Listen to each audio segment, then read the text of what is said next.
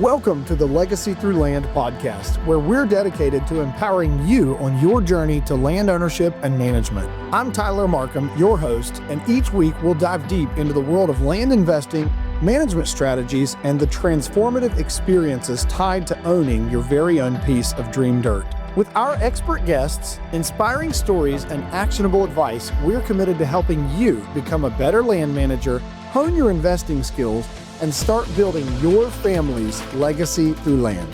Now, let's dive into this week's episode. We hope you'll enjoy.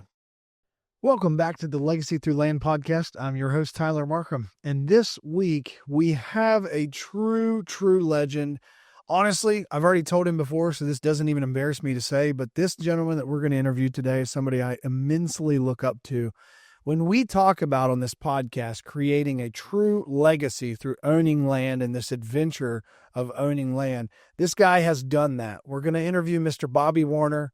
Bobby's a good friend of mine. I've gotten to know him through the hunting industry, and we actually knew each other way back in the day when I was much younger in the legal industry, which is where Bobby still currently works as an attorney. His pedigree in the hunting world is just unprecedented. The guy's a straight up killer, but there's just so many things that I think Bobby has done right in his investments in land and his journey to land ownership. We're going to dive deep into that today, and I will be bringing Bobby back on in the future because there are just so many topics that we could talk about that I would consider he is an expert in. So without further ado, let's jump right in. All right. Welcome back to the Legacy Through Land podcast. I want to jump right in. We've already gone over kind of the updates of my team and our week, but I don't want to hold up a man who is literally out experiencing the best that America and the outdoor world has to offer. So we've got a guy that I would be happy to consider a good friend, and hopefully he agrees, and someone that I look up to immensely. Whether he knows it or not, I've followed vicariously in his footsteps as much as I can. I take a lot of advice from him, and he's someone that if they talk, I listen. So without further ado, in camo, beautifully, perfectly still shaven, although in the woods, everyone meet Mr. Bobby Warner. Hey, buddy. How are you? I'm really good. I appreciate you being on here. And I think if you viewers are watching this visually, you already have the pleasure of knowing that Bobby is in a beautiful backdrop here. I will let him jump right into where he is. If you're just listening to this in the car like I often would myself, let me paint the picture that there is an untamed, I want to say, mossy oak bottomland hat on, which is one of my favorite patterns ever. He's got some kuyu on, and there's some pine trees in the background, and it's awfully sunny. So I'm going to shut up. Bobby, where are you at right now while we are recording? Oh, I'm down in the great state of Alabama today. I had two of my children, the two that are in college, both decided to venture south and go to the University of Alabama. And so as soon as that started, my oldest, Jackson, of course, being a fanatical young hunter, started learning about opportunities and places we could hunt. And so last year I came down for the first time and started turkey hunting down here, which is awesome because it gives you a chance to pretty much a month before West Virginia and Ohio come in to get down here and start chasing birds. So beautiful place. It's like 77 degrees today. It was 45 this morning, sunny. So yeah, first red buds are popping. Decent hunting, not phenomenal this morning, but yeah, dive in. Great to get out. How did it go? We all want to know. And tell me quickly, Bobby, do I have this wrong? Is Alabama or Florida the first state in the United States that opens turkey season? They've got to be close. They are close. Florida definitely opened at least 2 weeks ago, I think. Okay. I have several friends that have been down there. Alabama, certain parts of the state opened before others. This part, I'm in Marion County, they opened Monday. I got you. Well, everybody cover your ears for what county he said he's in. Well, you said the hunt wasn't great, so I guess you can tell him how did it go this morning. The hunting's phenomenal here. It's turkey hunting, right? So I went out to a place and hiked in and all kinds of sign, and it was the first morning and I heard a bird, but he was 1,000 yards away on a different piece of property I couldn't hunt. And then I did some hiking around and heard some more birds, and they were Unfortunately, I might have been able to hunt. It was right on the property edge, but I saw a guy's vehicle there, and we felt like my buddy and I felt like it was the right thing to do to back out. So really didn't get to work a bird, but being out the first morning of the year and hearing some birds gobble and I mean it was magical. So wonderful day and plan to head out this afternoon and it's really very cool for when you think Alabama, you think of hot weather and it's not. It's really ideal. Man, so there is so much to unpack here. I appreciate you already, making us all jealous here. I don't know that I've ever been on a turkey hunt before April, so this is awesome to hear. But it is special when you hear those first sounds of the spring. So my curiosity is, how many states do you plan to go to this spring, or is this kind of this and West Virginia and Ohio, or where are you going to go? This year's it's different each year. It's not like I don't do 10 states, but I'll try to do 4 to 6 states each spring. They vary a little bit, not a whole lot. The last couple of years I've been doing Alabama. I always hunt Colorado, which comes in like April 12th, so that's nice. And I'll obviously always hunt West Virginia, Ohio, sometimes PA, sometimes Maryland, sometimes Virginia. Yep. But yeah, those are generally the main states. I love the Florida. I mean, if you get a chance to hunt Texas, Florida, those are pretty special places as a turkey hunter. I mean, the amount of birds down there is incredible. So, and I would think, Bobby, I always hear of the buddies that do these turkey tours. They usually, like Pennsylvania and all those northern states, is where they're ending up because those seasons are later, and they just work their way north. That is awesome. I got to be honest, I probably misjudged it. I didn't know you were as much of a turkey hunter as I've seen your whitetail and elk and mule deer and all the other species career.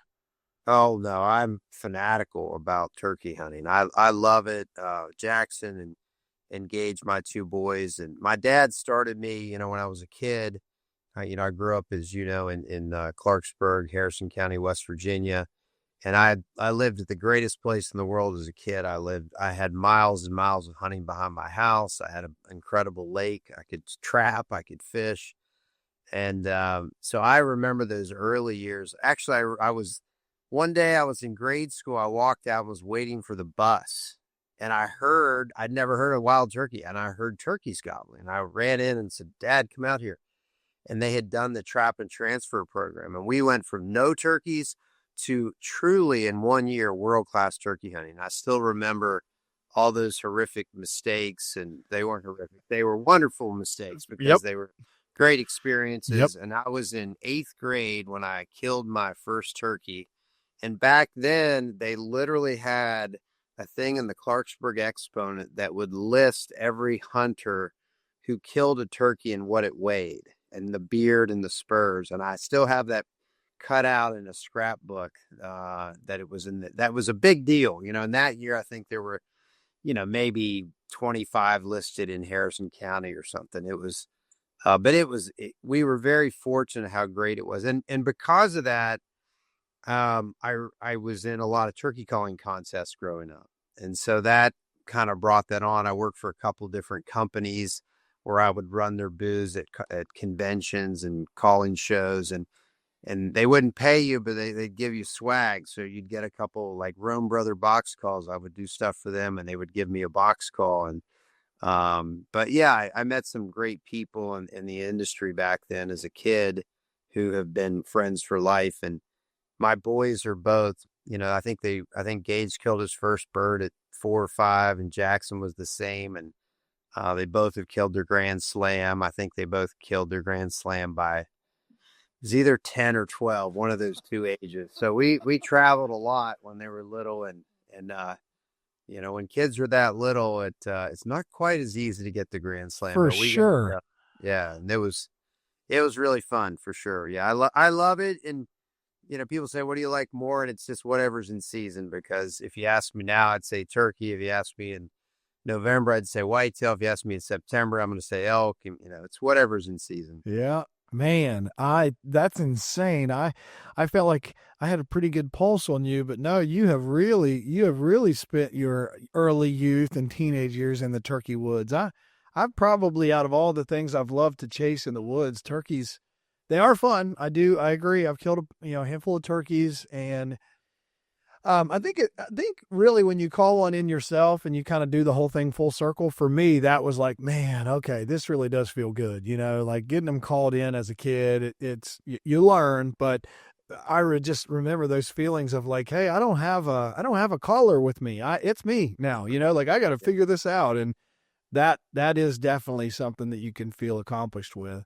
Well, I don't want to derail too much because I know Bobby and I also know if no one's looked up or studied or snooped on Mr. Bobby Warner, both the personal and professional and as an outdoorsman, his accolades are numerous. So we have both agreed he will come back on even after we get a little bit more following here. We've agreed Bobby's going to come back on, and we'll probably do segments that are a little more specific to, a certain topic. But I really, I want to take this time right now to kind of hijack him for a minute or two and tell you guys, if you're listeners or you're watchers and you don't know Bobby, I can tell you firsthand, he's someone I've looked up to for a long time.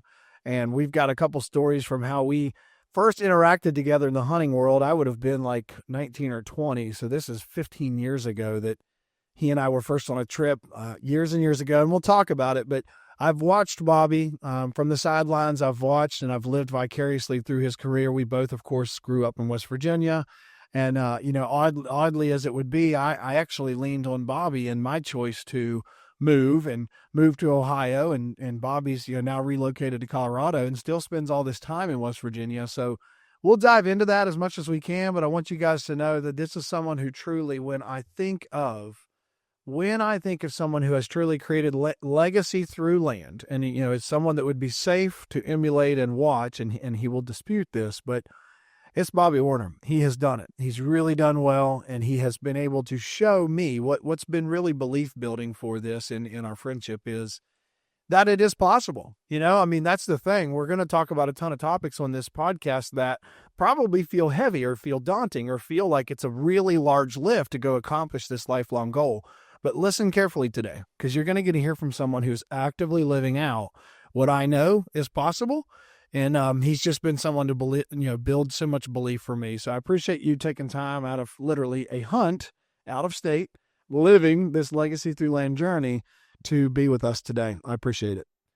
Well, that means a lot. You hope that's really what it's about. You hope you live a life and you look back and people say kind things about you, or, that's not why you do it, but it definitely makes you feel good. And I have the utmost respect for you, and I brag about you all the time, the things you've done in your career. And I just like people when they're in a situation that they're not fulfilled, and instead of just staying in that situation, they take those jumps and those risks, and you've taken some. Yep. You've taken multiple times, I can think, where you took risks that others would have just said, it is what it is. We'll just stay right here. And yep. You've never done that. So it'll be really fascinating when you're my age to see what you've accomplished. And you've already done a lot, and you're going to do some great things in your career. I appreciate it. Professionally. Yeah, I appreciate it. And hopefully, if I'm fortunate enough, Bobby will be there for some of the journey, if not all of it. So we'll see. I want to jump into, man, this is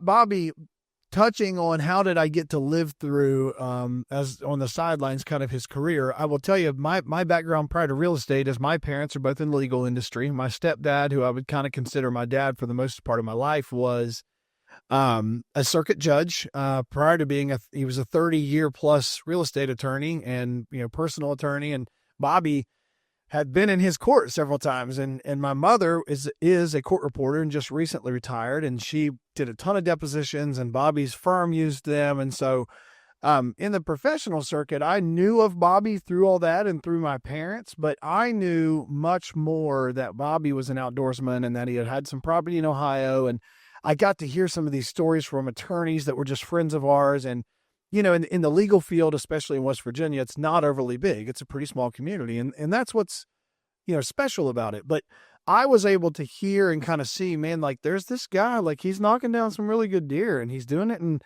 Southeastern Ohio, and he lives in West Virginia, and here's what he's doing. And I just heard these murmurings. And so through a mutual friend of ours, Bobby may not even remember any of this, but through a mutual friend, Kevin Harris, who I will have on here, Kevin Harris and Eric Holmes, who are other attorneys local to where I used to live, they asked me to be a videographer on a hunt that they were going to join Bobby and his videographer, a guy named Chris Walls at that time. They asked me to video their hunt, this elk hunt, and it's called the Chama. It's this place in New Mexico. And of course, I'm like 19, newly married, or I was engaged to be married. This has been a while. So newly married, I want to say, 19, the idea that someone was going to pay for my plane tickets and let me come film chasing elk in New Mexico, like, yeah, it was a no-brainer. It was a yeah.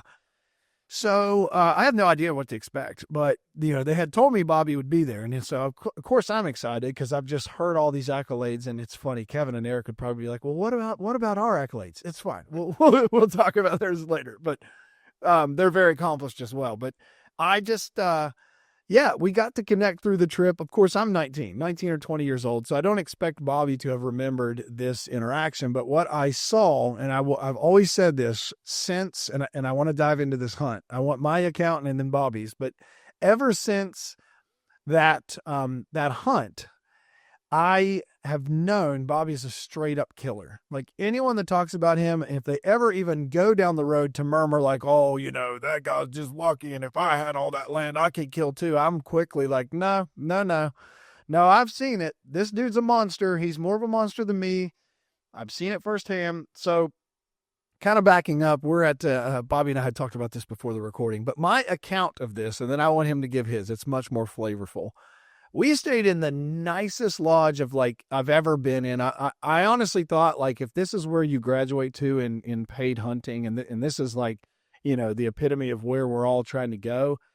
I didn't know if I was in because it was too nice. We had 5 and 8 star meals every night and filet mignon and open bar and unbelievable lodge, unbelievable hangout area, entertainment space, breathtaking Yellowstone, John Dutton type thing. And of course it was amazing, but I just kept thinking I don't know, this is too nice. So it was funny for Bobby and I to recap this right before this recording, that he agreed it was the nicest place he'd ever stayed. But long story short, I'm there to be a videographer, and I don't even know if he remembers this, but Kevin and Eric, they were lucky enough that they shot both of their bulls with bows the first morning, 20 minutes into our hunt.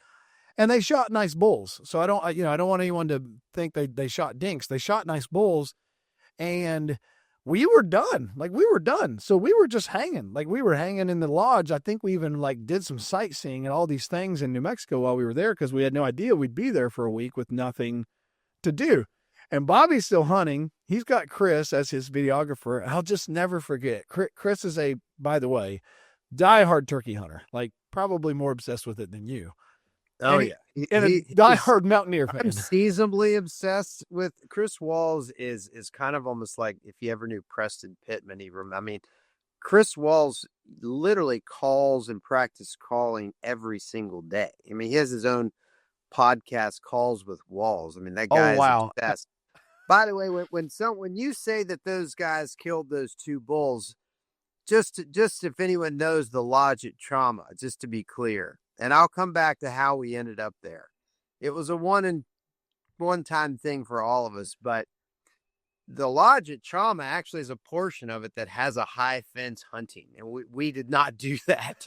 That's crazy money. Yeah. They also lease and have access to some free-range, massive mountain ranges, and that's where we were hunting. And really, they're not very big bulls at that location. So.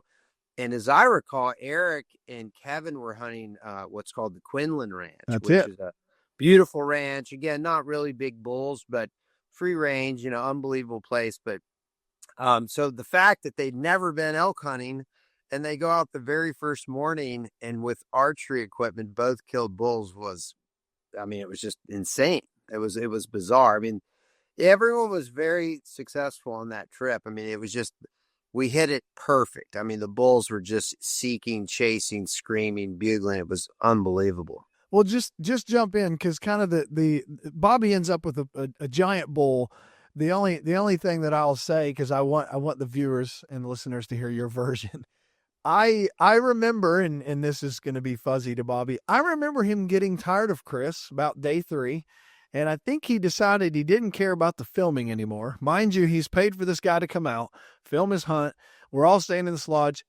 Or I will add this in that could have been is Chris is a diehard mountaineer. And if there is a mountaineer sport on TV, then he is not anywhere but the TV. There could have been something going on with the Mountaineers, but I'm pretty sure Bobby got fed up enough that it wasn't even Chris's fault. He just wanted to go kill a bull really bad, and he didn't want to be held back, and he just wanted to go and kill. And I'm watching this as a 19, 20-year-old, like, this guy is relentless. Like, this dude is hungry. He's not just lucky. He's hungry.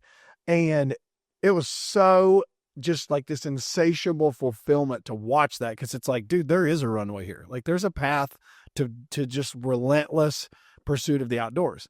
So that's all I'm going to say. He killed a big bull. So, I want your version. Well, first of all, it's interesting how we end up at this place, because we all grew up in, just simple kids from West Virginia, right? Well, I had fortunately had won a big case in my career, and I knew in the following year I was going to have some extra money. And it was always a dream for me to take my father, my 2 brothers, my father-in-law, and my stepbrother, or my brother-in-law, excuse me. And I always thought, man, wouldn't it be amazing if we could all go on an elk hunt together? Well, that's really hard to do with tags and draws.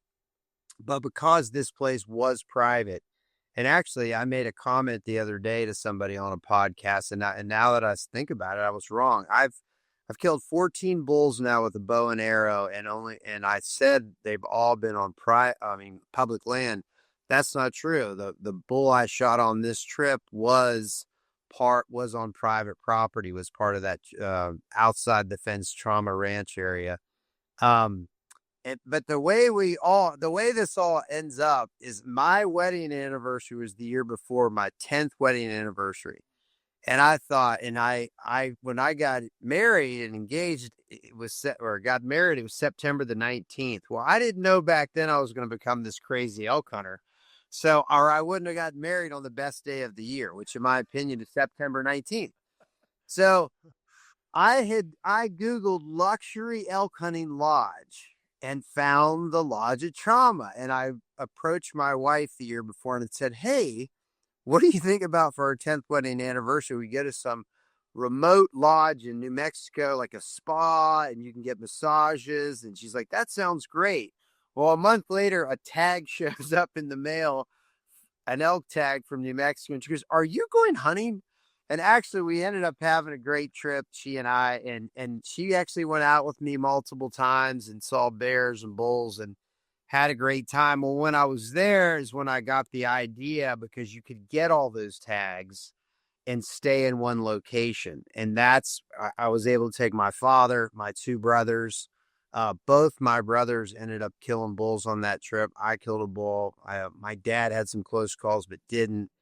And then when I was putting the whole thing together, I knew they could accompany more people. I reached out to Kevin and Eric and said, if you guys want to go on this trip, I think you'll see a lot of bulls. I don't know if you'll get one, but it's archery elk hunting. But that's how that trip actually came to be. And I will defend my buddy Chris Walls. What really happened was, and we'll bring Chris on. Every time he would set up, and you're a video guy, you want the classic, the bull to come in right past you and get it on film. Well, that in the real world of elk hunting, a lot of it is you're sneaking in, you're slipping in, you're moving constantly. And that's hard when you have a videographer with a tripod, and how he was set up. And I was getting a little frustrated. And as we ultimately, on that day, we were driving back, I got out of the car. He was exhausted, and I heard a bull up on the mountain. I said, I'm taking off. And he goes, I'm not chasing you up there. And I go, all right. So I took off, and this bull, I happened to spot him at 100 yards, was just tearing up a tree. And when they're doing that, it's like they have blinders on. And I just literally ran up to 20 yards of that bull and shot him right in the side. Oh my gosh. That's how I killed that bull. Yeah. Oh my gosh. I did not know that version of, I remember when we were just all at the lodge. It's dark. Here comes Bobby.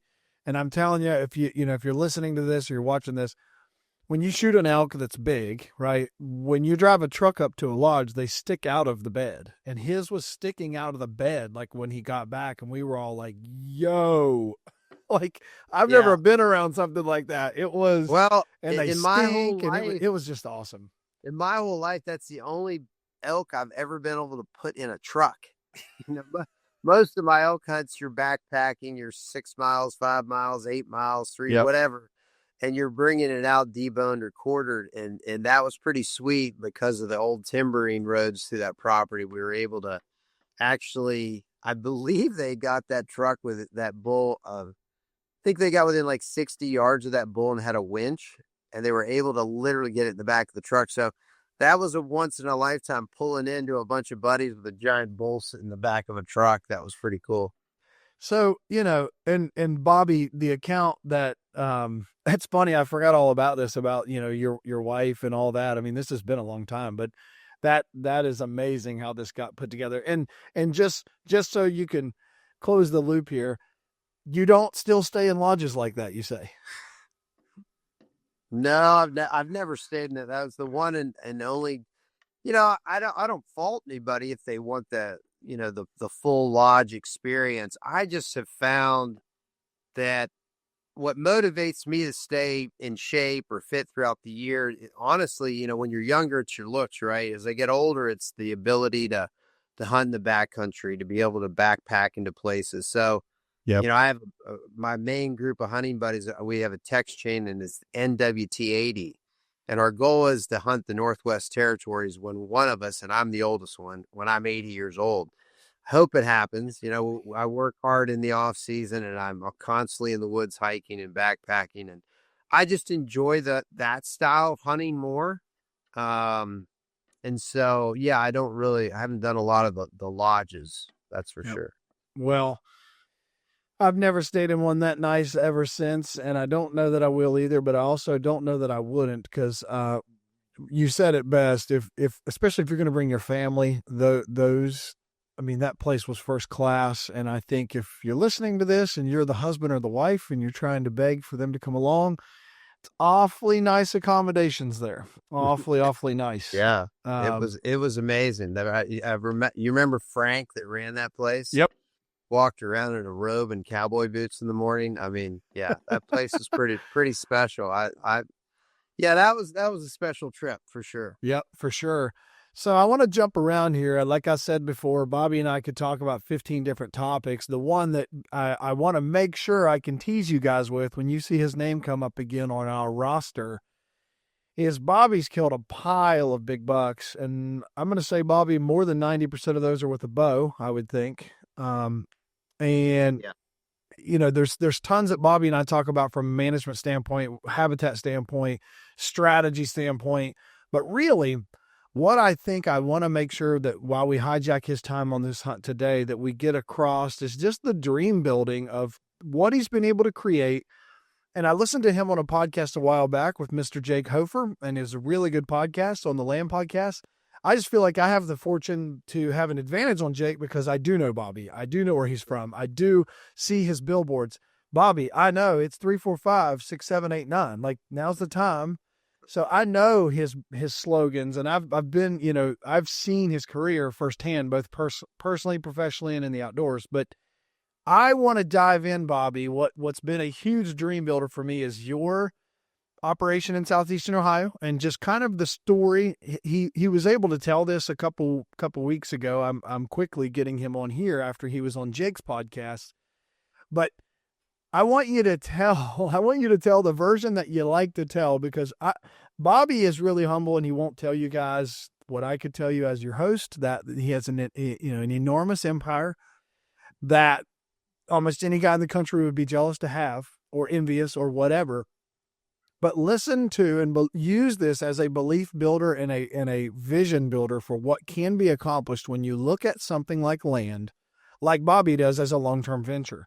Where do you want to start? But I want to start with wherever we can to start on how did you start to build some of your first properties? And I believe those were your property in Ohio, is correct? Yeah, I think it's like everybody, I grew up and I was super blessed. My dad was phenomenal. He made the outdoors and his family a priority. And we were very blessed to, if we treated this one particular farm like it was our farm, although we didn't own it. It was 600 and some acres in Lewis County, West Virginia. And we built literally like a little shanty and propane stoves. And we just had these special memories there, and you knew every field, you knew every tree stand. So as I got older, I knew I wanted to own property. I wanted to, and I don't believe that, well, like my mindset was about like the investment side. I just wanted a place of my own. I had access to lots of land. That's growing up West Virginia, we were very lucky. A lot of people would let you hunt. Even in Ohio, I had lots of farms that when I first started hunting there, I would knock on doors and got access to a lot of different phenomenal places. But the dream was to own a piece of ground. And I've told lots of friends before, growing up, you don't know how realistic that is. It almost seems like that's just that's not possible. Like that's too much money. And then as you start going along, you hear somebody bought one and this guy bought one. Like, was that possible? Could I make it happen? And I was very drawn to, Southeast Ohio because it was the closest place to West Virginia that had really big deer. And you read the magazines and you watch the Bill Jordans and the monster bucks, and you dream of hunting big deer. And West Virginia has 4 bow hunting only counties, and they do have really big deer, but that was really hard for me to get to it. Kind of hard to break into that world. I don't think it's quite as good as it used to be, but I've heard it's great. I've never hunted those counties. But we'll bring on Mr. Dave Miller, who you would argue is the grandfather of them. Yeah, David and I are great friends, and he kills giants down there. But for me, when I went to law school in Morgantown, I was hunting a different part of Ohio, and that was my first introduction. I just knocked on doors. I hunted all by myself at the time. But I found a lot of big deer, and I was like, wow, there's just I don't know why. I know why. There's multiple theories why, but the moment you cross that river, you're hunting a different animal. I mean, truly, like you go from Jackson County, West Virginia, and you cross over into Meigs, Athens, Washington, Vinton, Gallia. I mean, it's just night and day. The quality of deer it changes. And so I knew like I wanted to be in that zone. And so the process was not to go buy a piece of ground. I didn't have any money, none. I had no money coming out of college. I had a normal job. You don't make a whole lot as an attorney. And then I was frustrated with the work I did. I worked for insurance companies. I didn't really like that. Nothing against people that do, but I just didn't like it. I wanted to represent the everyday person and the worker and the coal miner and the oil and gas guy that got hurt. Like I wanted to be on that side of the fence and fight against the insurance company. Yep. And you know the story. And fortunately, for whatever reason, I did okay in that. I seem, and I continue to work very hard in that. I take a lot of time off for hunting. I work real hard, and I take my cases very, very serious, and we get great results. And but back then, when I first started winning a couple of cases, and I finally had some resources, and I was scared, to be honest. Back then, I was scared to borrow money to buy a farm. So in my mindset, the only way I could buy a farm is I had to have that money set aside. I don't know that I would agree with that now, but back then that's how I looked at it. And so when I got enough money built up, that's when I kind of started on that land journey of looking at possibilities. And I wasn't really actively knocking on doors. I just happened to come across a phenomenal farm, and the neighbor.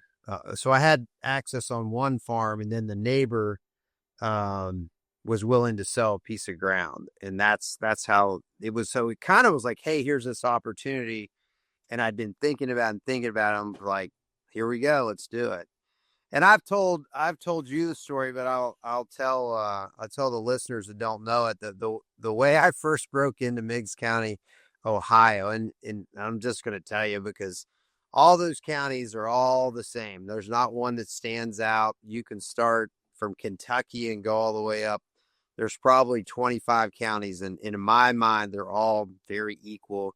And anybody on here could go to Onyx and pull up my name. So it is where it is. That's where the bulk of my my property is.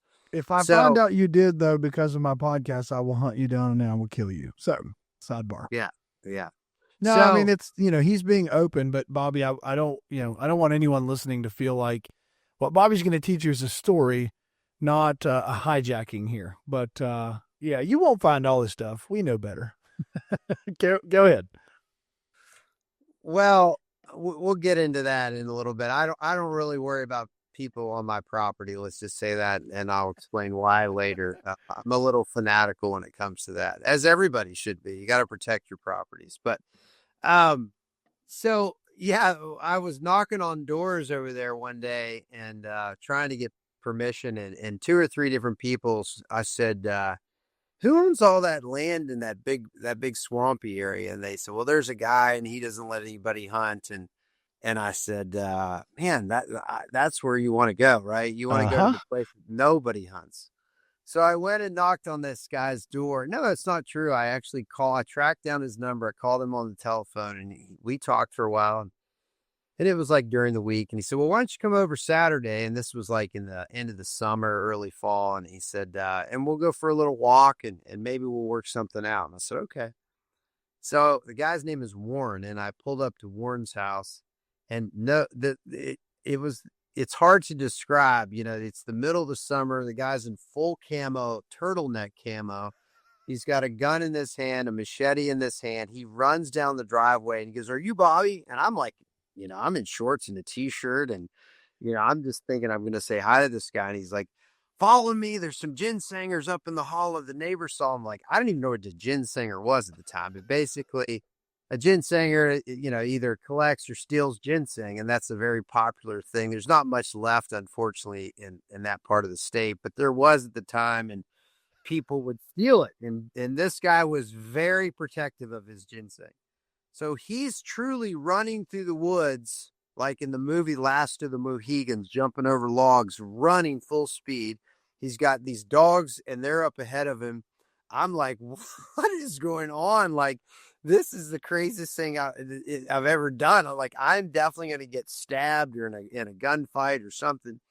And fortunately, I hear the dogs getting louder and louder, and they've got something like pinned down. I'm like, this is going to be the guy, and the shots are going to start. Well, fortunately, the guys or girls, I assume it was guys, got away, but their dog didn't.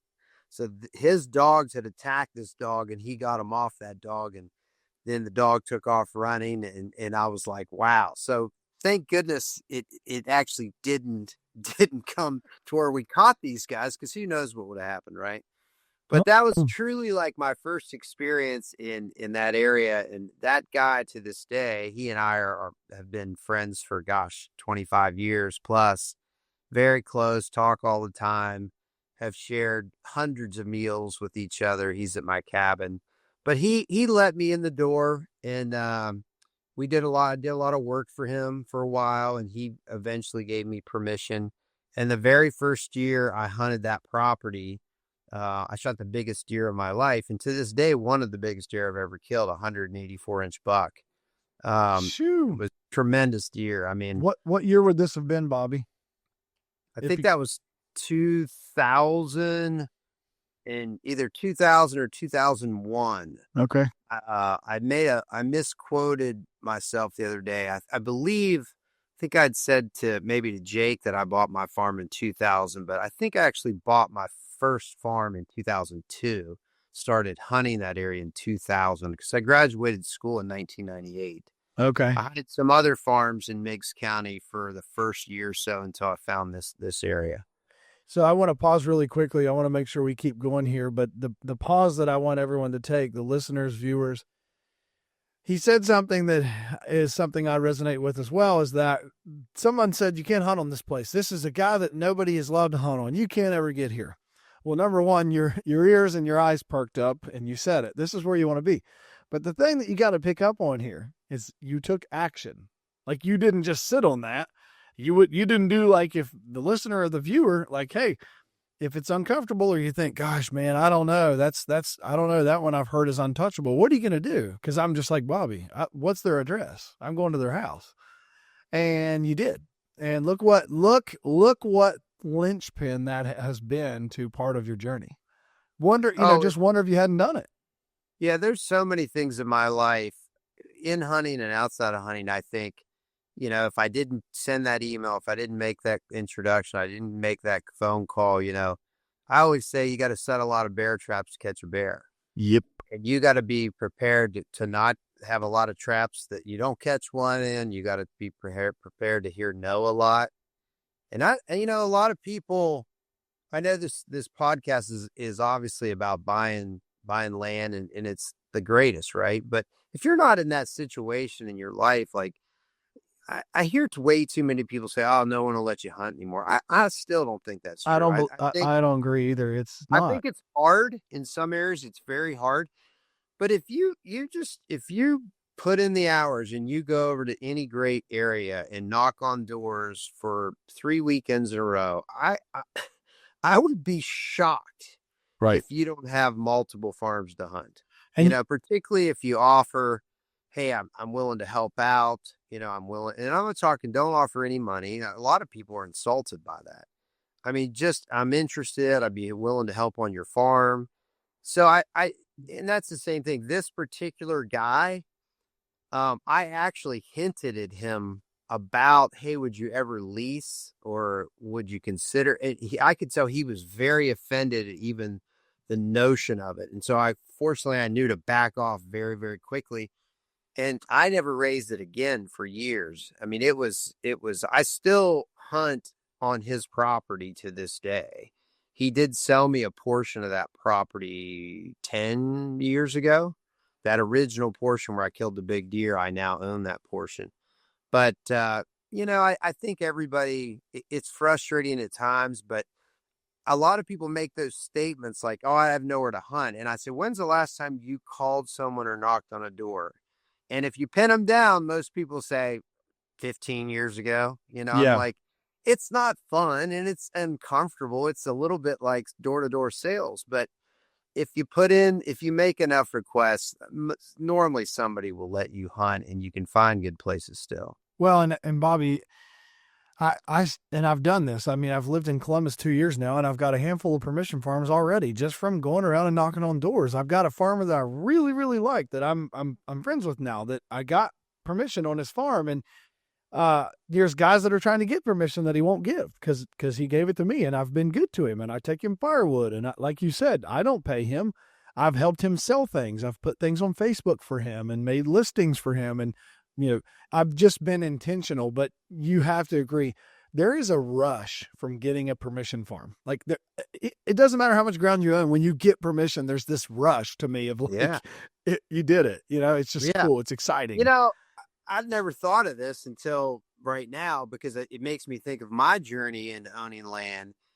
But if someone said to me right now, and they're coming out of school and they said, I want to be in a position in 5 to 10 years where I start buying land, what I would do is I would go to that area and I'd start knocking on doors. Yep. Right now. Because if you can develop relationships with landowners, say over the next 5 years, you get permission on 10 tracts. That's 10 people you get to know really well.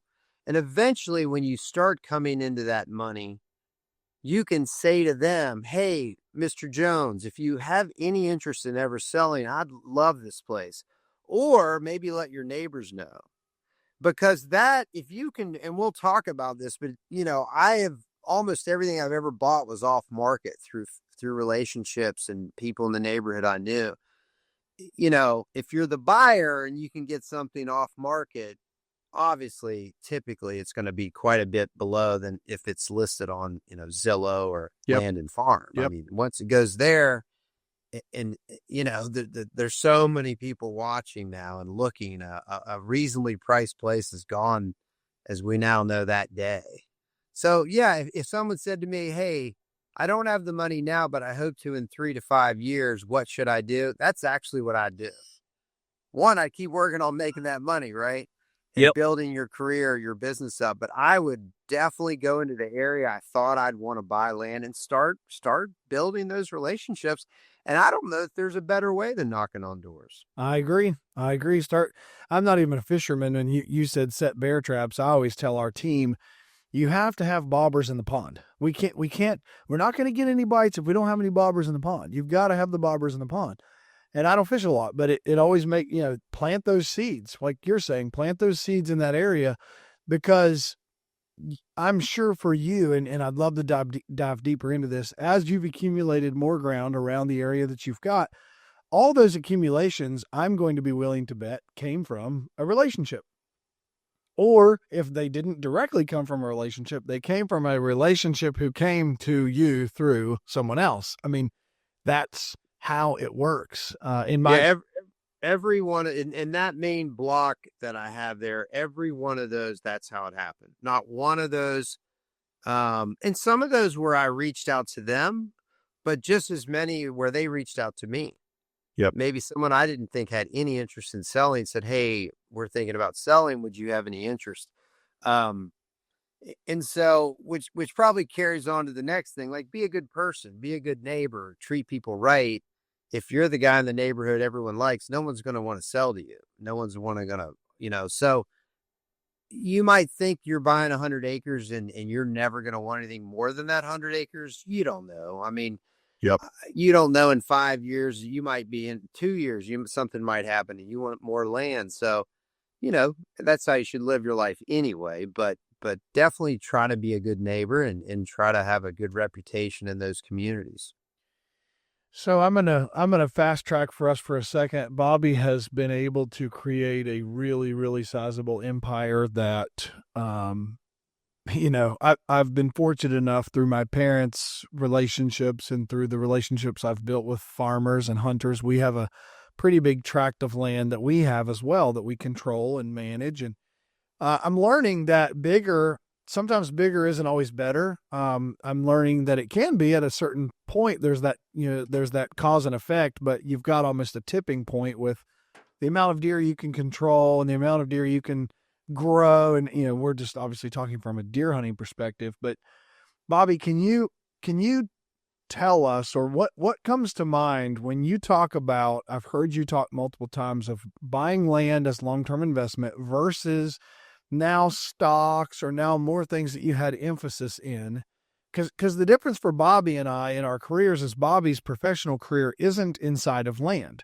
Well, my currently professional career is inside of land, but I equally share that I buy land so that I can hope to hold on to some. That's kind of I'm working it that way. But for Bobby, the thing that you've been consistent in is buying and holding. You've held.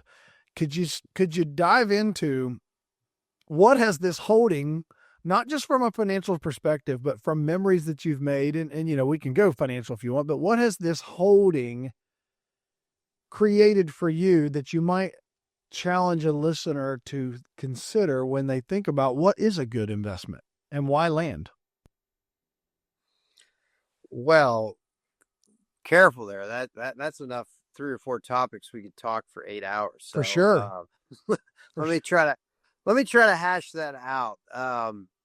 Let's just start with big picture, right? As far as the investment side, right? And this is what I've learned over my 25 years of buying lots of different tracts, different states.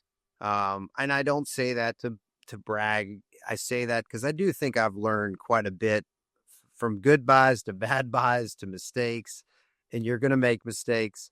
But I have, over that time period, I think I've learned enough that hopefully I can help some people in this decision-making process. But I've been fortunate in my career to have invested in lots of different things. Land, commercial real estate, residential real estate, the stock market, all kinds of versions of things within the stock market, startup companies, my business. I put a lot of money into my own business. I always do say to people, I think the best thing you can invest in is yourself. Yep. And whatever your business is, if you're a contractor, if you're a land person, you're a dentist, you're a plastic surgeon, you're an electrician. I don't care what it is. I think the ability to grow your own business is critical, right? And hopefully from doing that, you then start generating enough income. You need to think, okay, now I need to invest. I always say to anyone, I'd say the same thing to my kids. If you work for a company and you can put money into your retirement, particularly in a scenario where they're going to match it, so immediately your investment is doubling, right? That's a no-brainer. Yep. But once you get past that point, now you're like, okay, I'm worked on the retirement. I'm making enough money now. Do I put it into the real estate market? Do I put it into land? Do I put it into the stock market? Let me say, I am not an expert whatsoever on any of these topics. I'm not really that familiar with the commercial and the residential. I've done some. I've done very well on residential, not so great on commercial, but I feel like I've learned a lot because I've in multiple states bought land, and I do feel pretty comfortable with that now. And all I would say to people to be conservative and give the right advice. I think since COVID, there's no question residential land has outperformed the stock market. No question. The question is what's going to happen over the next 10 to 15 years. I think, personally, if you pick the right land, I think it will continue to outperform the market. But let's just assume they're the same. Let's assume that roughly you're in that 7 to 10% growth per year. There you go. That's a good metric. Yeah. Let's just go. Let's be safe, right? Yep. Let's go with that. The difference is this, that if I own Tesla or I own Apple stock or a mutual fund with 100, I have a piece of paper. That's it. There's no enjoyment. There's no satisfaction, right? I've got the paper, and the market can crash. We know that. The land market can crash, but it's not going away. It's coming back. And you could make the same argument for the stock market if you looked at 200 years of data, but generally let's just say they're about the same on numbers. But money can't buy you happiness, but it can buy you land, and land can buy you endless years of experiences and developing your relationships with your family and friends. And I've said it to you on a personal level, and it takes getting older to understand this, but all these things that you watch on TV and TikTok and social media and, I want this and I want this car and I want that and I want that and I want, it's all bullshit. It's all bullshit. At the end of the day, the only thing that matters are your relationships and your experiences. And it starts with your family, of course. It starts with your wife. Thank gosh, that was the best decision I've ever made. I married Michelle, and she's unbelievably married since we're out of college. And she's the one that's been my biggest supporter and allowed me to do these crazy adventures and trips and start a business. And she's a very bright business person also. And she's in real estate. But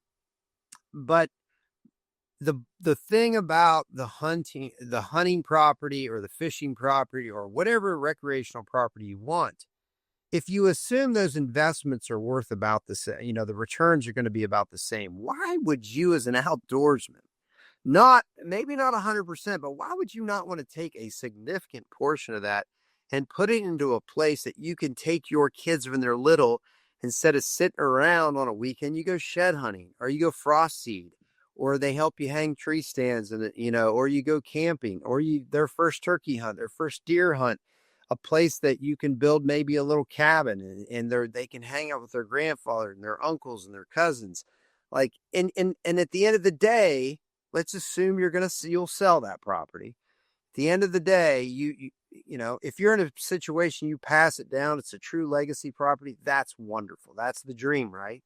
But if you're not, and you need that money for your retirement, what is the difference between drawing off of those mutual funds when you're 65 or 70 and selling off that land or a portion, or maybe by then you have 4 different tracts? What's the difference between selling the stock and then selling that land? If they're worth and they've both appreciated the same, I think it brings you a lot more diversity. Because if you ask most people, most people, when they start to make money, are generally putting that money into the retirement, and then they have a financial advisor, and they're like, oh, now at UBS Financial, I'm up to 600,000 or 800,000. I'm like, okay, that's great, but why don't you take half of that money or borrow against that account? You know, borrow against that account and finance a deal on land. It's just the, to me, the best memories in my life with my kids, although I take them all over and we do all kinds of fun adventures, but the memories I really think about are sitting at my cabin and around the fire and the hunts on my farms, my main farm in Ohio. Like, that place is so special to me. And so I just think, and I've said this to you before and other people, and say, well, that's not realistic. Most people can't buy a farm. They can't buy a farm. My job, as you know, I represent a lot of people that get severely injured, catastrophic injuries. And so when they do, they bring a claim against the insurance company because now they're out hundreds of thousands of dollars of wages over the rest of their life. In order to prove that in a court of law, I have to get their income tax returns. I see what often is in their investment accounts. They share that confidential information with me.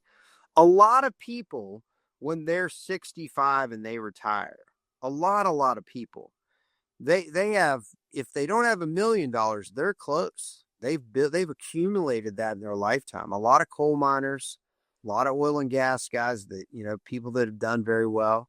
And all I'm saying is, along that journey, they could have taken some of that money and put a third towards land, half of it towards land. They'd be in the same exact situation. In the very end, you have to start drawing out of the nest egg. If the nest egg is all in the market, that's great, right? That's one option. But aren't you more diversified if half of that or a third of that's in land? And then you do the same thing. If you just strategically decide based on the market, when's the right time, you start to potentially sell a portion of that farm or all of that farm for your retirement. If you've done really well and you get to the point that you can pass that down, wouldn't you rather pass that down to your family than here's my investment account, John, and it's worth blank? That's great too. Don't we all wish we had that? But that's not how it always goes. But if the legacy concept is not with some investment account, the legacy concept is in land. And to be in a situation to pass that down, amazing. And if you're not, that's fine too. If you get to the point you can't pass that, you need that money, there's no different than selling that land versus the market. Does that make sense? It's so true. And I just appreciate you going through that. It's so applicable. I hadn't even thought of it in that manner, that you actually do see the other side of clients who have often gone through the worst tragedy in their life that they're ever going to go through.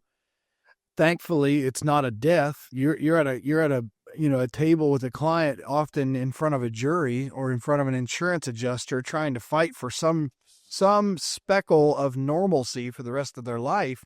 And again, what could that land have afforded them if most of the fun chapters of their life are over by that time? What's that money going to do? What's that money you're going to win? You know what I mean? What's that money going to win them if they have no quality of life at that point? And of course, it's a victory for Bobby to be successful for them. But what I take from it and what Bobby has shown, if you follow him on social media, the thing that I'm so passionate about here is I actually do want to empower people to be able to buy their first piece of land. And I actually do want to empower people to become better stewards of land and better land managers. And if it's to invest in land, to hone your investing skills, as you were talking, Bobby, I couldn't help but think about, I've even helped investors that don't necessarily want to own the land or have a commitment of land themselves, but I've even helped people self-direct 401k money, TSP money, just general savings money that's self-directable. We've helped them change the custodian and buy their own piece of land alongside of me or not outside of me, help them buy their own piece of land with their own investment account, which can be done. And I think so few people know that. Well, the only reason I bring up seeing what people have in their investment account is I get a lot of people, and 99% of my personal hunting friends are the people I grew up with and I hang out with. 99% of them do not own land, right? And so it's not like I run around with a bunch of people that have a bunch of farms. Like most of my friends don't have tracts of land. And, you'll get the jab every once in a while. It must be nice you have your own farm. And I'm like, but wait a second. I know what you do. I know your job. And I'm like, roughly what do you have in your nest egg? And most people have once they get in their upper 30s and their 40s, they've accumulated a little bit of money, but their mindset is I have to be responsible and all that money has to be in retirement and in stocks and bonds. And I just don't agree with that. What I believe is some of that, it makes perfect sense, but a lot of these people could take a portion of that and put it into a piece of dirt, which in my opinion is the safest investment there is. And I think is just as profitable and does just as well, if not better than the stock market. And then the third factor, which is you get to enjoy it. You get to be out there at daylight on your own farm, on your own ridge and hear a gobbler thundering. And I mean, that's a special experience. I'll never, ever forget the very first spring on my farm. I remember it like it was yesterday. It was something special. It was a little bit different, and just when I was standing there at daylight and birds were hammering and I killed a big gobbler that day and just walking across that land, it just felt different. And it's hard to describe, if you haven't been there. And I hope everyone listening to this podcast has either done it or maybe gets to do it in their life. It's a special experience. And that's why, you'll hear people sometimes, I have friends in Virginia or West Virginia, and I'm like, man, there's not very many big deer on your farm. They're like, oh, I know. I'm like, you want to go to Illinois or Iowa? And they're like, no, I love being on my farm in October, November. And you get to the point, it's not all about the racks and the horns. They love that land so much. Yep. I just wanted the same thing, but I thought I'd pick a place where there were big bucks. Well, dude, for sure. I mean, yes, for sure. And, something you said that I really, really, really resonate with is that land. And I always say this to anyone I work with from the investment side is land is boring. I've done a lot of other investment aspects as well. I used to flip houses. I've built a mobile home park. I had Airbnbs, had all of them, sold my last one 2 weeks ago. I've done a lot of these things in real estate that feel sexier and they have a higher return profile. You said it, commercial real estate. I've done a little bit of commercial. I've got a triple net lease office complex there in Charleston. I always say the land is the most boring, safe investment you can have. And I've talked to so many people. You said the 7%, 7 and 10%. I've talked to so many people that are really wealthy, well-rounded people that are like you, ate up with hunting, and they love their land. And there's this guy that comes to mind that lives in Florida and has farms in Ohio as well. We met through just talking about real estate. And he literally said, whether I ever touch these farms or not, they have appreciated every year 7 to 10%. Whether I'm there or not, whether I do anything to them or not, whether I do anything at all, they have appreciated 7 to 10%. And so what I was going to say earlier is like the fringe benefit that Bobby's talking about. If you weigh the option between having a 401k or some kind of a nest egg that is just an account versus having dirt, I've watched Bobby, if you follow him on social media, I see these pictures every fall. I look forward to them, but it's his sons, it's his daughters, it's his family having harvests. I love seeing their family photos. I love seeing his photos with friends. I love seeing Bobby's photos backpacking in Colorado because he's actually living out the legacy through owning land. And I know, even Colorado, it's mostly public. It's living that true legacy of creating memories. And so I really, Bobby, I think you have to step back, and I know you probably have done this before, but to step back and look at your life from the 10,000 foot view, I really do think you've done a lot right, and you've been an inspiration, especially to me, but a lot of people I think are safe to call you an inspiration because you've tested the model. You have tested it, and it's done well for you. It really has. Last thing I want to say, Bobby, we talked, he and I ran into each other at the airport in Columbus a while back. It was, I believe in kingdom connections for sure. And I think God needed me to hear from Bobby at the same time that Bobby ironically had a layover and was eating dinner in the airport, obviously not knowing that Molly and I would walk down the gate. So Bobby, I asked him this exact question that I'm kind of asking here on the podcast, and I want him to answer it again. I said, Bobby, like, what would you have someone like me chase? And I don't just mean this from a business perspective. He knew I was in land. He knew I was an avid hunter. But when you answered this question, and I said, what would you tell your 36-year-old self now? What would you tell your 36-year-old self if you could, someone like myself who's willing to listen, and you recommended the book Die With Zero? Do you remember that? Yeah, it's great. It's a great book. Yeah. I've got like 10 right now. I'm really passing out and giving to people.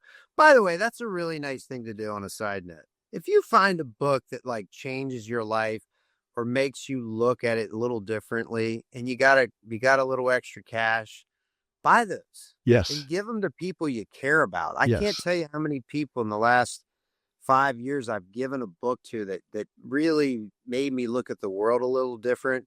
And how many of those people have told me they went and bought 5 copies? And Yep. I mean, it's kind of a side note to what we're talking about, but yeah. And Amazon has even made that really easy, Bobby. I mean, I've had, you can do that. You can send a book through Amazon. You don't even have to touch anything, do anything. You can send it as a gift, and it really is helpful. But I don't know. I think I told Bobby, I actually downloaded the book at the gate, and I listened to the book so Molly and I were going on our 15-year anniversary cruise by ourselves.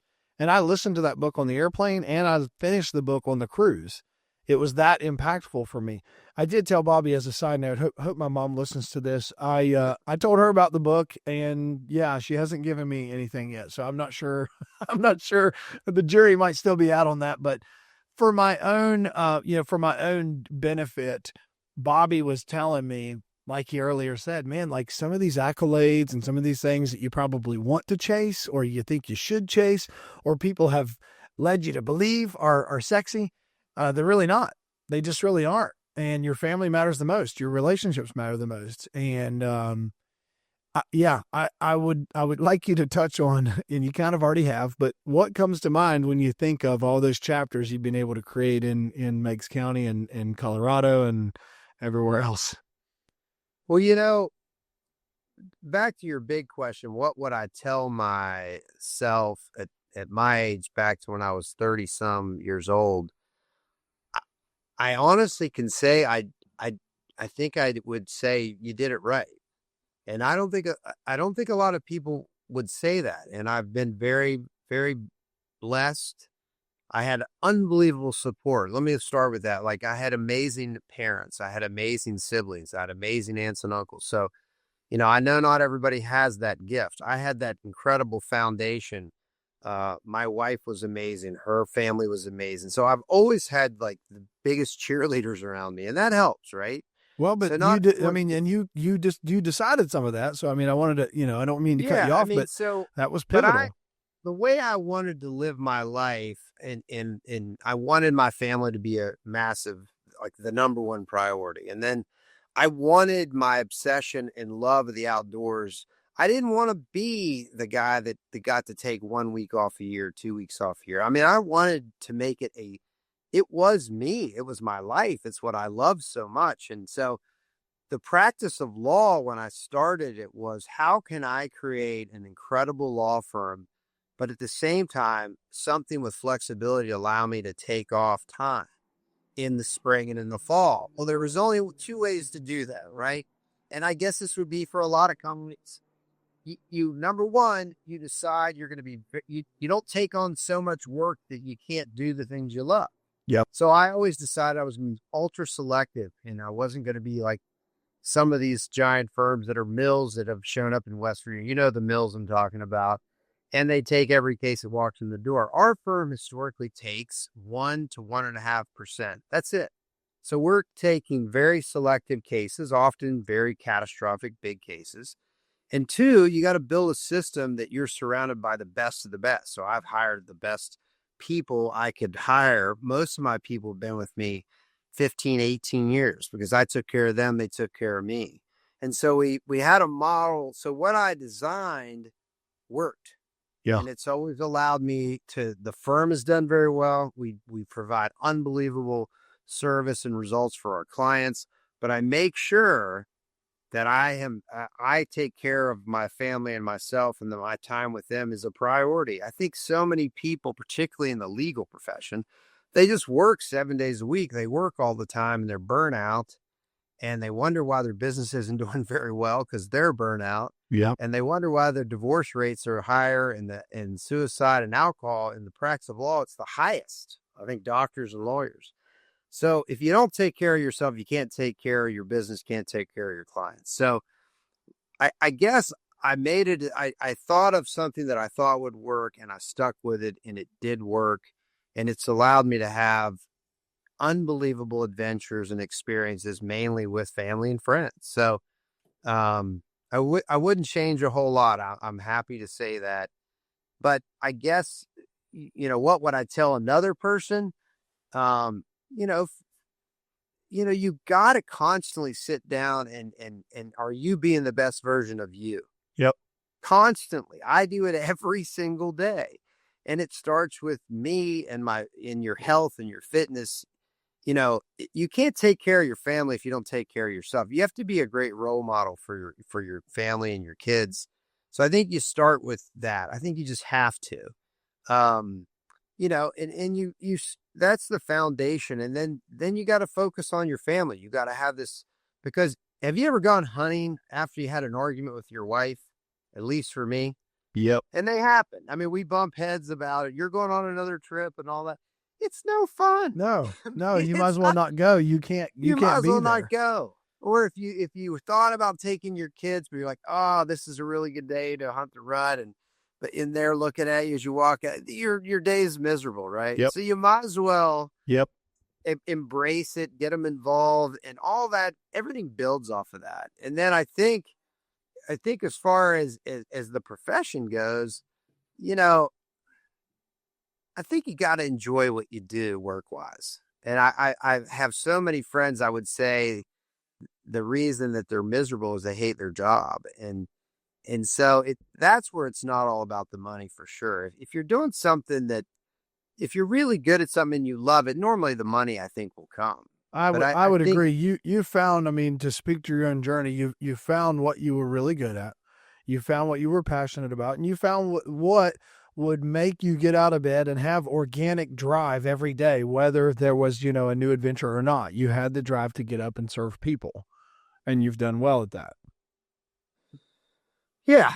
Yeah. So, I think that generally answered your question. It does. I hope. Yeah.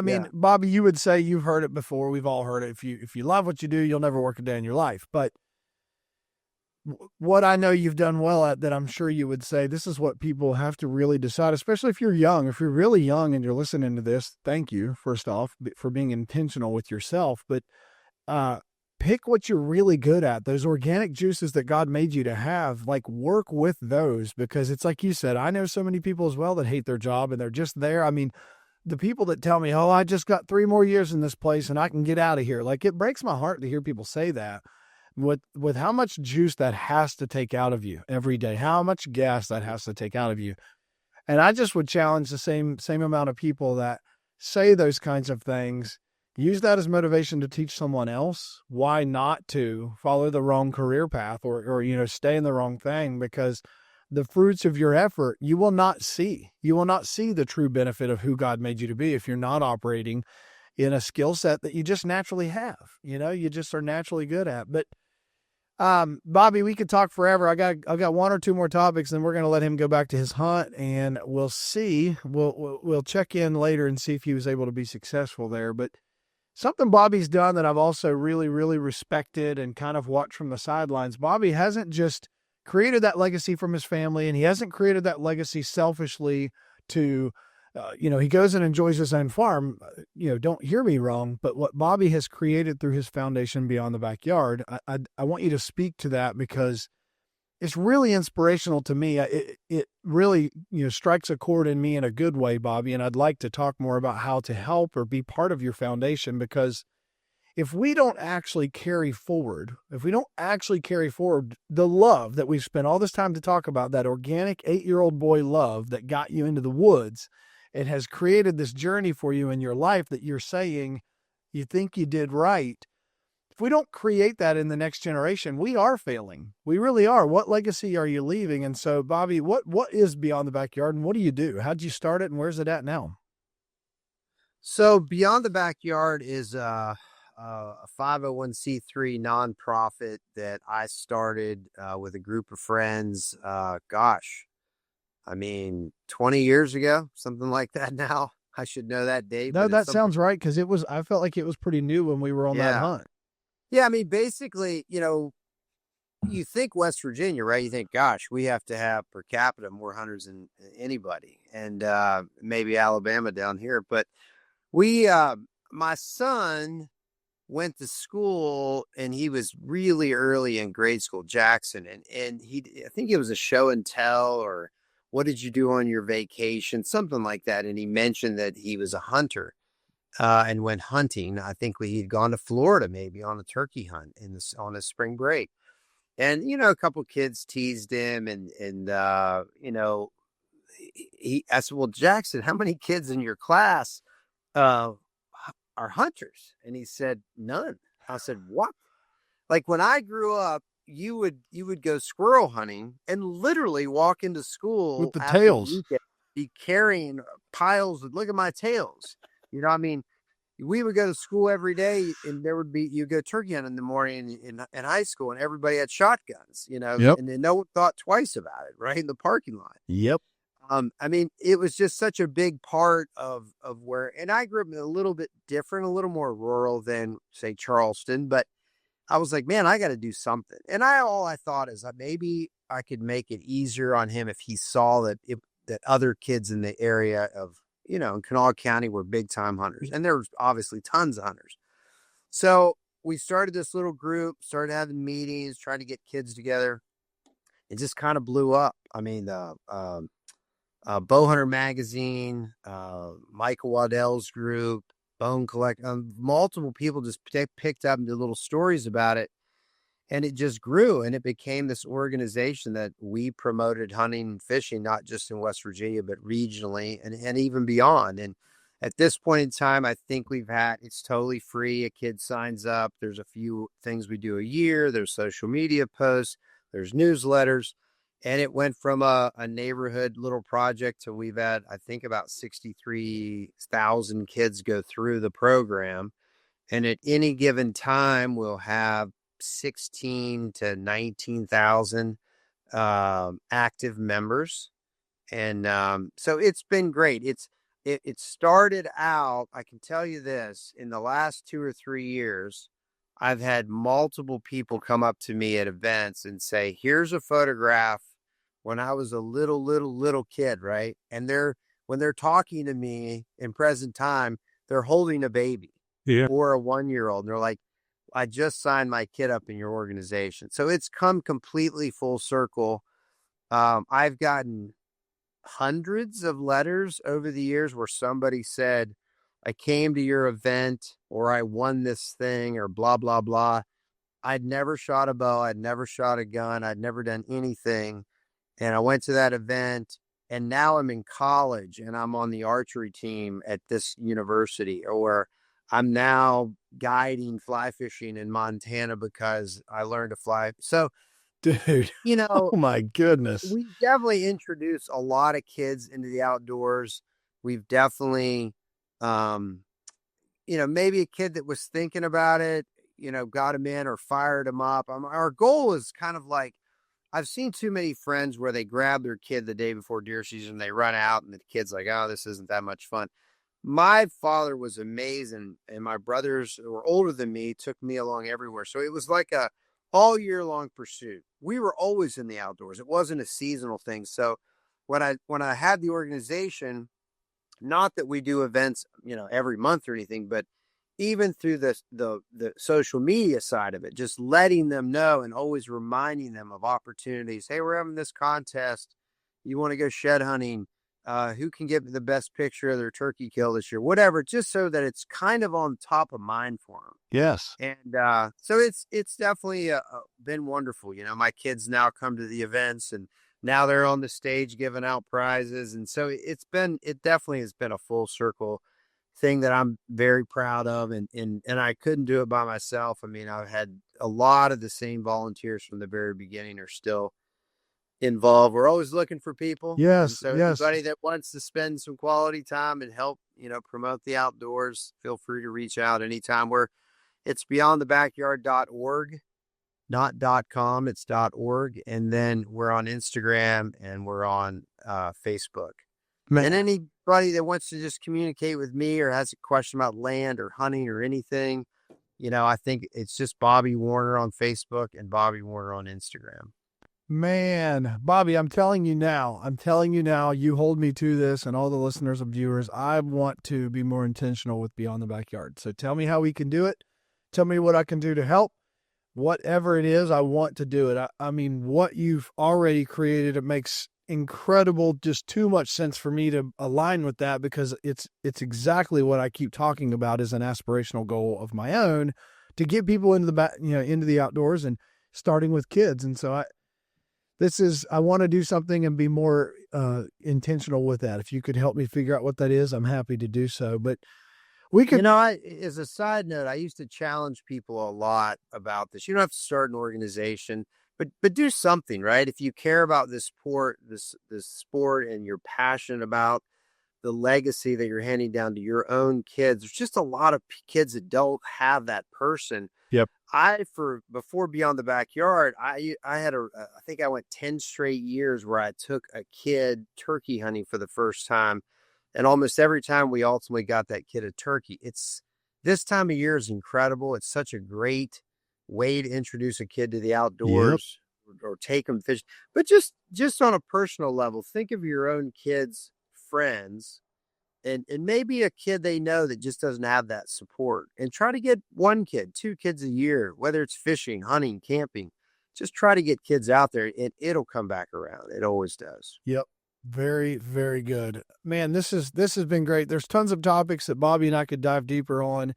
I'm going to bring him back on probably if I can catch him again before we get into the fall, or we'll bring him in for a season update throughout the fall and maybe early fall later into the rut. But I really appreciate you taking time to be on here, Bobby. I know that this has been really, really helpful. And if there's anyone who's listened to this and doesn't feel empowered to go either buy their first piece of land or be a better steward of the land they own, or figure out what does it look like to invest in dirt, I don't know how they would not think of it any clearer than to hear this story. So I really appreciate you sharing with us.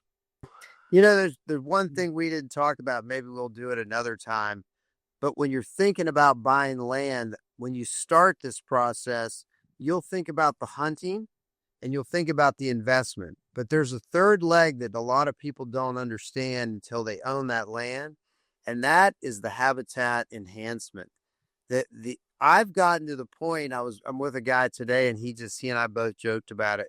There's times that I get just as much satisfaction, doing a timber stand improvement, doing a food plot, sitting there thinking about how can I leave this property better than I found it? How can I leave it better for my kids? And so that's a third part that often takes place in the non-hunting months, that you will find you'll get just as much satisfaction at times as the hunting itself. Amen. It's so much and we've talked about this. There's so many times I'm in a tree stand and I'm making notes on my phone, and I'd just rather be running a tractor or brush hogging or dozing a water hole or doing something, because I just like the journey of making the land better. I just like land stewardship. So totally resonate with that. We will have to talk about those third legs and talk about the tiers of buying land and utilizing recreational property, and then your final one, which is making it better. And I it's something I'm really passionate about as well, that I want to make sure as listeners grow here, that they don't just get something from investment, or they don't just get something from a hunting story, or they don't just get something from how to make land better. I want to encompass all those things. So Anyways, I appreciate you being on here, Bobby. We'll let you jump back to hunting. You've already mentioned it. You guys can get a hold of Bobby on social media. Of course, I don't know that an ideal client on this listener group would be the best scenario, because it would mean you would need him to represent you. So we all hope you're safe and gainfully employed. But if for whatever reason they happen to be in the region, what is an ideal client for you? And how do they get a hold of you at the firm? Oh gosh, things have changed over the years. The majority of our clients are still regional, West Virginia, Kentucky, Ohio, but in the last 10 years, it's, you get good work. And now with the internet, people learn about verdicts and settlements, and we pretty much will take the ideal client is someone I can change their life financially. I can't change when they suffer a traumatic injury at work, for example. But my goal is let me take all that away from you and at least put you in a better situation financially, so you have that ability to pay your medical bills in the past and the future. And let me replace those lost wages. I mean, I love going to work knowing, there's some pressure there, right? Sure. Like, you got to perform, you got Sure. to get that right result. But we do cases all over the United States now. That's amazing. We get called, or, other attorneys call us, but it really will evaluate, look at a case. Obviously, it's easy to follow the ethical guidelines. You find local counsel in different states, but we do that. Keep up what you're doing. I mean, this is wonderful. Like, these things weren't around when I was buying land. There was so much self-doubt in the beginning. Like, man, is this a smart use of my money? And now, you're putting people on here that have been down this road, and, what you're creating is I used to call them the legends. And I'm going to let you go. I got to go. They're waiting for me in the truck to go turkey hunting. But you're creating legends. And I used to call people the legends. And this has happened to me a lot in my life, where I was on some incredible lake or river or property, and someone's awesome cabin. I'm like, man, how long has this been in your family's, and they're Yep. like, oh, my grandfather 50 years ago came in here and bought this 100 acres, and he only paid blankety blank, right? Yep. Those are the legends. And everyone says, man, he was a genius. No one is ever going to look back. If you're thinking about buying land, no one's going to come back in 30 or 40 years and say, That was your dumb. grandfather was an idiot when he bought this land. Right. It is the smartest move you can ever make, and become a legend. 5 big, beautiful tract of legacy land. Yep. I appreciate it, man. Go back to the hunt. Let us know how you do. Thank you for your time. And for those of you that listen this long, it's easy to see why Bobby's a captivating guy to listen to. We'll bring you back on for sure. We'll dive deep into hunting isms and land management guru strategy and all the stuff we do to geek out on properties. Have a great day, man. Appreciate it. And thank you guys for listening. And that's going to wrap up this week's episode. If you're finding value in this content, we'd love to hear from you. It'd mean a lot if you could share with us how this podcast is helping you on your journey, and let us know of any topics you'd like us to cover in the future. Be sure to connect with us on all social platforms at Legacy Acres Land Co. and subscribe to stay updated on when new episodes drop. We hope you've enjoyed this week's episode of the Legacy Through Land podcast, and we'll see you next week.